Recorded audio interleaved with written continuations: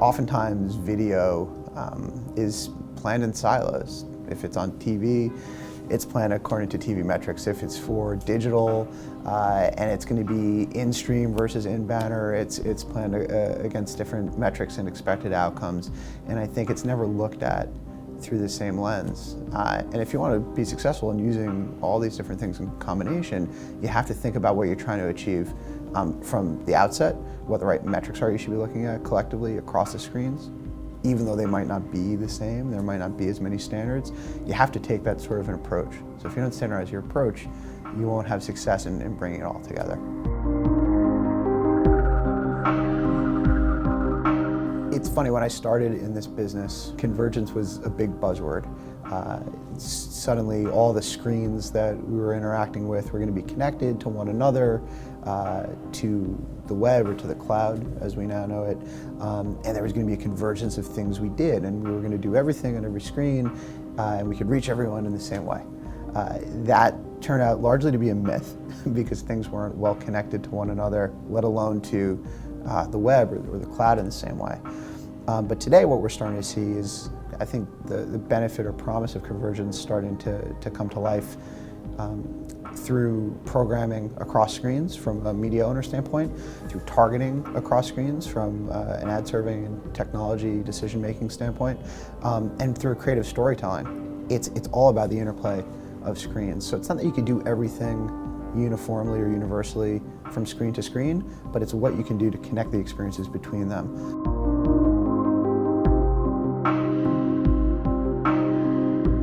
Most often we get a lot of questions from our clients and brand marketers just about where the space is going. There's been a lot of rumblings about cord cutting, about people replacing their cable subscriptions with digital-only subscriptions, and that's largely been seen as a myth thus far. There's also the notion of millennials or digital natives, younger consumers who aren't cutting cords because they don't have to. They're not attached to any cords. So there's a different expectation amongst different generations of consumers and therefore how they consume media and the devices that they prefer and the modes that they prefer consuming. And so a lot of the questions we get from clients are around how are they best suited to reach and position themselves to be relevant to those different generations of consumers in these different ways that they're consuming video content, whether that's original TV programming on air or how they're consuming it in their own ways online or through digital devices. How they need to be better prepared with different creative assets, different messages, different modes of targeting to reach them, to break through, to be relevant is really important.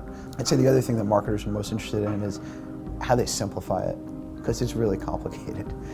There's a lot of different ways we can buy video content, a lot of different ways we can serve it up, we can track it. There's almost too many standards that exist. So simplifying that and streamlining the processes by which we go into markets, how we traffic, how we optimize, and how we understand what the performance is really probably weighing most on marketers' minds.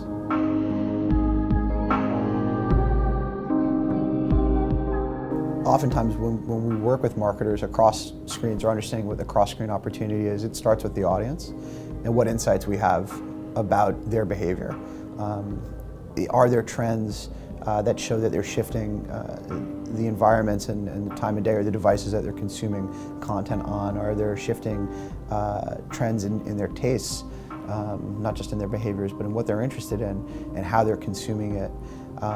Oftentimes that'll lead us to a big idea in a big way to navigate the marketplace and make sure that we're bringing forward the best approach and not just using the same buying models or the same approaches to a marketplace that we've brought in the past. And oftentimes that requires us to look at things differently and not TV versus online. It's sort of, we have to look at what environments we want to be in, where those environments exist and what the opportunities are to reach an audience, and then how we can go about fitting in with our messages and how we can go about tracking and how we can go about understanding how that all works. We have to take a different planning approach.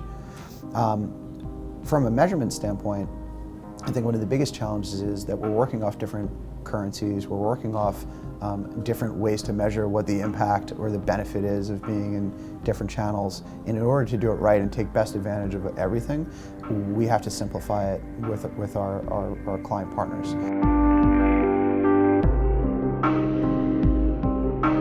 It's a great question, and I think it varies and depends based on the client and based on the objective.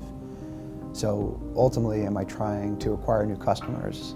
Am I trying to introduce a new brand? Am I trying to steal market share from a competitor? Am I trying to improve awareness or attitudes towards a particular brand or product? It all depends, and it varies. But if I'm trying to do any one of those things across a campaign, I'm probably trying to do it across each channel that I'm using to drive those metrics, in which case I have to look at each channel and how it contributes to that ultimate metric or key performance indicator in the same way.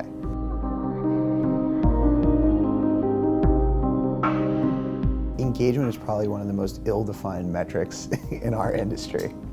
But what's great about it is we get to define it and what it means for each marketer and each campaign that we put forth, because it's going to mean something different.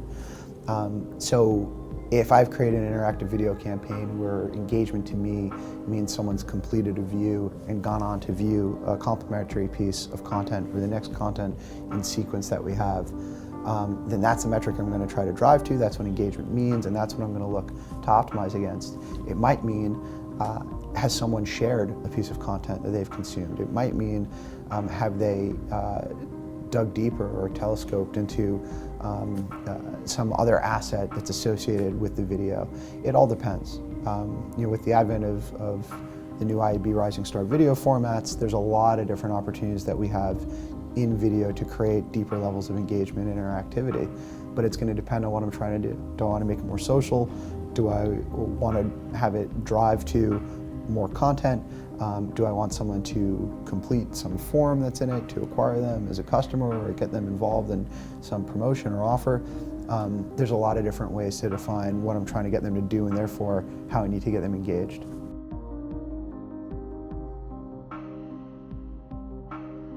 The notion of what converged opportunities look like today, buying audiences holistically across screens because they're watching video and I want to reach them wherever they're watching that video, is important and something we're experimenting with and trying to understand what the contribution of one channel is on the other to drive behavior, to drive engagement.